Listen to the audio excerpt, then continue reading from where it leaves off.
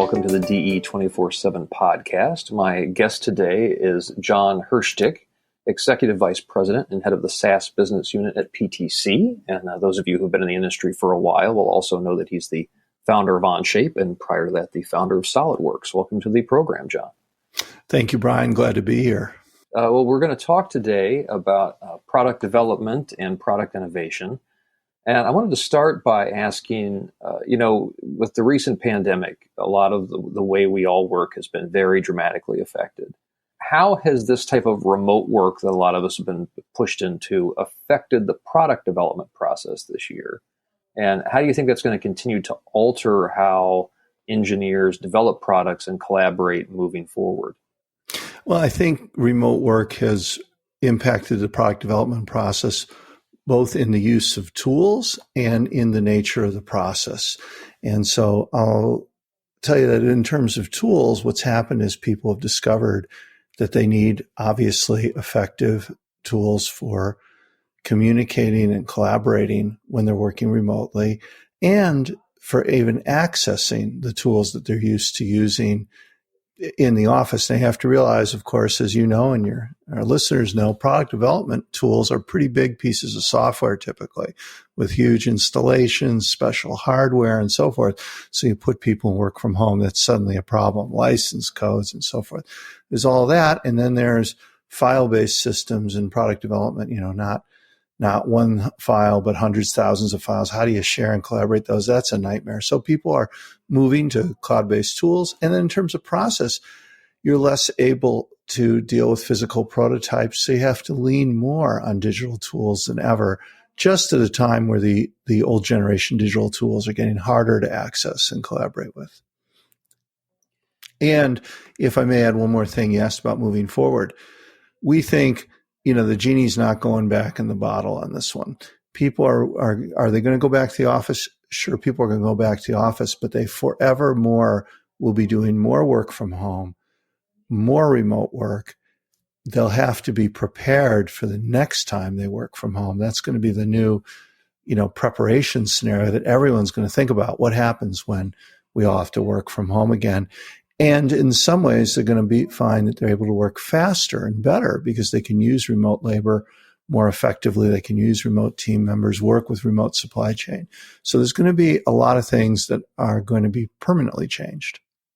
Along those lines, then, this past, 8 to 10 months for all of us, what sort of collaboration challenges have really been highlighted during this period? Or, are there some lessons learned that we can take away from this in terms of what's working and what's not working in the way people are trying to use these tools? Yeah, I think that one of the collaboration challenges is to be able to see what your colleague is doing. It sounds like a basic idea, but it used to be when we're in the office, we just walk over, say, I'm working on a new design. I can look over your shoulder. We can meet in the conference room. That is much harder to do. Yes, you can have a video call, but it's just different now in some domains. If you're writing word processing documents, maybe that's not as big an issue, but in the area of product development, where there's so much of it that involves richness of what's being designed, the materials being chosen, the exact shapes, the way parts will fit on an intimate basis, it's a big issue to just see what other people are doing. The other collaboration challenge is policing who's editing what. Okay, this is a big one.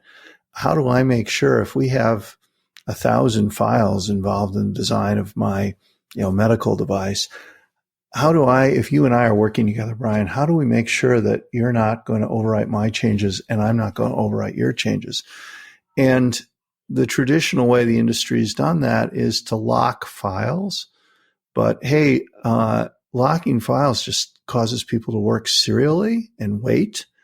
And those things go totally against what everyone wants to achieve in their business, which is to work faster, be more creative, and in the current environment, be more agile than ever. How can, when we kind of moved into this period, a lot of engineering firms, in some cases were caught flat-footed. So people took a lot of different approaches to how they were doing remote work. How can cloud platforms help improve some of these processes that you just talked about, for companies now that have had the ability to sort of take a breath and are now really planning what they're going to do moving forward? Well, first thing, you're absolutely right. Companies were caught flat-footed. People were, I think that a few years ago, people would be worried about, well, what happens, what happens if my hard disk fails was the old worry people had. So they'd have backup of their desktop computers at the office. Well, now they've learned what happens when we all have to work from home, as I said a moment ago. And so they were caught flat-footed with systems that weren't really ready for the job. Like I said a moment ago, from the standpoint of the license codes and installations and having the right hardware. Cloud can improve these processes in a number of ways. There's ways to use the cloud in small ways to improve things, what I'll call semi-cloud approaches, and almost everyone's already using cloud, and at least at a low level. And then there's full cloud approaches, full cloud, full SaaS. And that's where the big payoff is. So if you're semi-cloud, hey, maybe you use Dropbox to share files instead of a USB key, and that good job there. Or maybe you install software from a cloud server instead of a DVD. Good job there, and those are automated. And there are, I think, every vendor of product development tools, CAD and so forth. They have these semi-cloud approaches, and those aren't bad things; they're good things to do. But those are kind of Band-Aids. They help a little, but they don't fundamentally solve the problem. Where cloud platforms can really improve the process is when you go to a full cloud, full SaaS solution. Something like you have in other industries with Salesforce, with Zendesk, with Workday, with NetSuite, with basically every modern IT tool. You're not using the cloud to make software easier to install or files easier to copy. That's not the point. The point is you rethink the way the whole system works, and there is no more installation of software, and there are no more files and no copying of files. You put all the data in a database in the cloud and all the tools in the cloud, and people access it through, guess what? Revolutionary idea. Their web browser, their mobile device. It's on any kind of computer. It doesn't matter whether you have a Mac or a Linux computer or a Chromebook, or even if you have a computer at all, because you can use it on your tablet, your iPad, your Android tablet, your phone. And so when you do this, you eliminate from the process all the needs to worry about hardware, install software, get everyone on the same version of software. I forgot about that. In remote work, people are having all kinds of version nightmares of different versions of software. The cloud systems eliminate all that. And it makes it super easy to collaborate. There's no locking, no checkout. So huge win when you go full cloud. Only a full cloud system can do that, though. You mentioned that, the genie's out of the bottle, and this is going to be part of the way we work moving forward, even after people are back in the office. So why is this type of collaboration going to continue to be so important as we move forward? And what sort of factors are really driving organizations more toward these type of platforms as they're looking ahead, past the period that we're in right now? Well, it's really about speed, innovation, and agility, which is agility is almost how much speed can you do your innovation with? It's sort of like agility, like innovation times speed of iteration equals agility or something. But anyway, it's about speed, innovation, and agility. So even before the pandemic, what's on the mind of every leader of a product development organization? How do I work faster? How can I be more innovative? That's typically what you see, right? I mean, that's what you would hear about. How do I work faster? How can I be more innovative? And maybe how can I be more efficient with resources? Resources being money and people. Sometimes it's very money driven, and sometimes it's like, well, we have a lot of money, but we only have a certain number of people, and how do we make them? So those were the pressures beforehand. Now you go into the COVID world, and there's a huge premium on agility. Agility meaning how quickly can you make the 5G turns in your business to, when I talk to customers, I hear them talking about abandoning the products that they've been working on because the market's changed and people aren't buying them right now. So they have to build something new. Or maybe you have huge demand for the products you were building, and it's so huge you have to make them 10 times as many per unit time. Or you've had a little bit of supply chain disruption, perhaps, in this world. I'm joking because everyone's had supply chain disruption.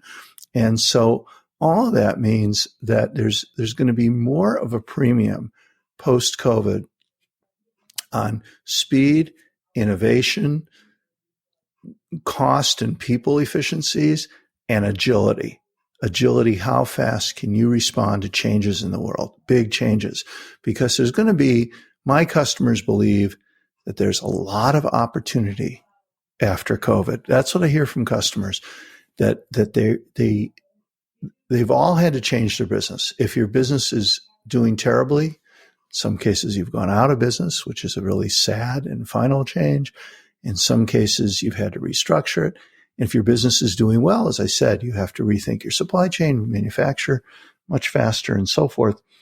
Everyone's had their business impacted, and going forward, there's going to be a super premium on agility, innovation, speed, and resource efficiency. And all of that means the premium for collaboration, cloud platforms is even more important going forward. I wanted to ask a closing question too, because you've been through, in your own career in this industry, seen a lot of changes. It's been interesting to me watching, as we've gone through this experience, the way that the technology vendors in the engineering space have responded, and the way customers have had to start sort of embracing tools that were always sort of, considered, well, that's the thing we'll do at some point down the line. Now they've had to use a lot of these. They've had to use cloud tools when they weren't. They've had to resort to additive manufacturing when they didn't before, things like that. Have you ever seen, any sort of event like this, the impact it's having on the industry, anything sort of at this scale? And what do you kind of think is going to be happening moving forward as we emerge from this? What are your feelings on, just what's going to happen with the industry? And as you said, the ability to sort of, adapt to this reality. Well, I would say yes. I've seen several changes before in my career that were generational changes in our industry. This is one of the things you gain a perspective on when you've been in the industry for as long as I have, which will be 40 years this coming spring. I've been 40 years. I started as a college intern, and I've seen generations of technology change. And I started programming computers 45 years ago.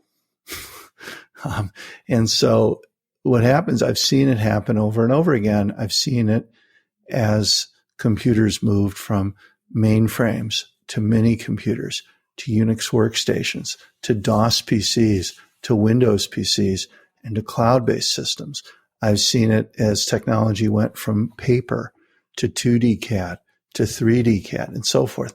And so at each change, looking ahead to the change, it always looked impossible, like it would never happen. And then looking in retrospect, it always looked obvious and like, of course it was going to happen, and how could it have not? So I can remember when people said, well, we're never going to get off the board. We're never going to use computers. We're using paper. And then people said, we're never going to move from 2D. We're never going to do this 3D stuff. And people still use paper and they still use 2D, but I think 3D is pretty accepted technology, when you say, people would say all kinds of things. People told me when I was founding, have people told me, oh yeah, who's going to use it on that platform? What about the speed? What about the security? Yeah, people told me that. I'm not talking about Onshape. I'm talking about when I started SolidWorks, Brian. Everyone said to me, no one's going to use Windows, and, everyone's on Unix and so forth. And so I think that people make the changes. Eventually you change or you're out of business. Eventually teams turn over, projects move forward, people pick tools anew. And I think so I absolutely think I've been through this before. I think when we started with Onshape a few years ago in the cloud, people were like, cloud? Well, how's that ever going to work? I think a few years from now, they're going to say, desktop without the cloud, how would that ever have worked? Like they won't be able to understand it. I also think, so you say, have I seen this before? I have, except I'm going to single out one thing I've never seen before. And that is what's happening right now in the education world. On the commercial side, we're moving to cloud very nicely. And, our business is growing, sales is growing great, usage is growing great, and so forth. But on the academic side, we've seen incredible, almost viral hockey stick ramp up in usage of Onshape, unlike anything I've ever seen before. I mean, we're talking, I'm going to say, stratospheric increases in usage by students and teachers and even whole schools and districts. I think it's a triple whammy of remote work, Chromebook, and iPad and tablets, because basically schools were even less prepared for remote teaching. Excuse me, I said remote work, but remote teaching, remote education. And I think in the United States, something like 80% of school-issued computers are Chromebooks and iPads. And even if they're not all using that, they have to have systems that work on those platforms because there's a huge number of students. And if you're using home-based hardware, so they have to run, they truly need to run on anything, where anything doesn't mean two different versions of Windows. Anything means any kind of computing device. And so that kind of double whammy of the remote education need and the run on anywhere need has caused people to come to Onshape in incredible numbers. And that has been a kind of a singularity point in these last 6 months or so. Well, I think it's going to be a fascinating year moving forward, too. Absolutely. I mean, what I love about this industry is I've been at it 40 years and I feel like we're about half done. I've seen these generations come along. I think this move to the cloud to unlock the real power of cloud, web, and mobile, which I think we're doing uniquely here at Onshape and PTC. I think that this is going to be the biggest change we've seen. I really do. It's much bigger than the move from, when we moved from Unix to DOS or DOS to Windows, those moves were interesting, but they didn't really change the nature of how people worked quite as much. This cloud thing is unbelievable. And it's kind of a revolution, I think. Well, thank you very much for talking with us today, Jon. Oh, it's my pleasure, Brian. Thanks for having me.